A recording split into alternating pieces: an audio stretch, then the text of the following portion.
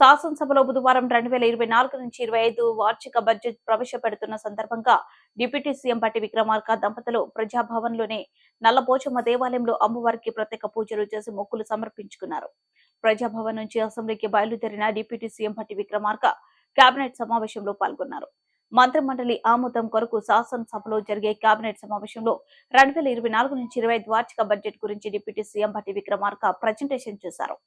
ఈ సందర్భంగా అసెంబ్లీలో డిప్యూటీ సీఎం భట్టి విక్రమార్కకి finance special chief secretary Ramakrishna Rao, principal secretary Sandeep Sultania, assembly కార్యదర్శి నరసింహాచార్యులు తదితరులు ఘన స్వాగతం పలికారు.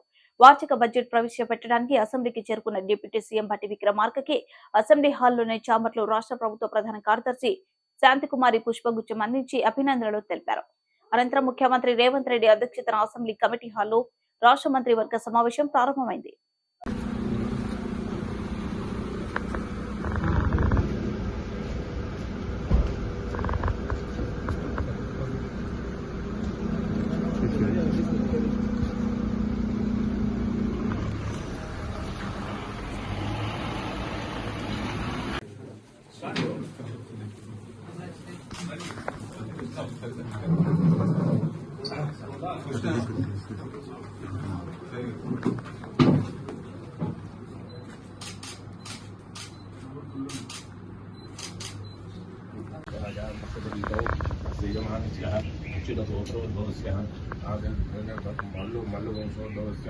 భట్టి విక్రమార్క నామదేశ ఆశ్లేష నక్షత్ర కర్కాటక రాశ్యాధిపత్యం జలపుర్జామిమరామ్య జ్యేష్ఠ నక్షత్ర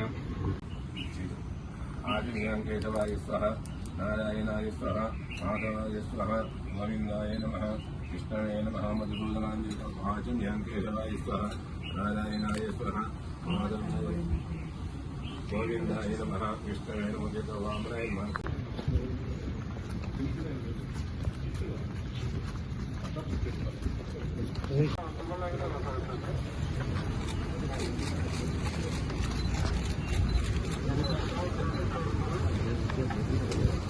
थोड़ा